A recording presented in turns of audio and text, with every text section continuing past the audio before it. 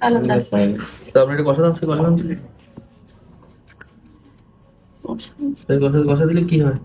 নখ দিয়ে কোনো নখ দিয়ে চুল কেটেছি কিন্তু আচ্ছা, এই যে নখ দিয়ে যে কষা দিচ্ছে, নখ দিয়ে কষা দিতে দেখেন, আমার ভিডিও দেখেন, সাদা সাদা চামড়াগুলো দেখছেন, এগুলো কি সবসময় ওঠে? হ্যাঁ, দেওয়ার কারণে অনেক কমে গেছে, নইলে এগুলো তাই তো স্তূপবার হয়। আচ্ছা, ওইটাতে চুলকানি দেন তো, ওইটাতে এটা ওটার কি অবস্থা? চুলকানি আগেও পরে দেখছেন? এটা কতদিন ধরে বোন, এগুলো কতদিন ধরে? 3-4 বছর ধরে 3-4 বছর, হ্যাঁ? ঠ্যাঙ্গো আসিল না, শুধু আঙ্গুলো আছে। আঙ্গুলটা দেখে তো মন, সেখানে দেখেন, দেখেছেন কি অবস্থা?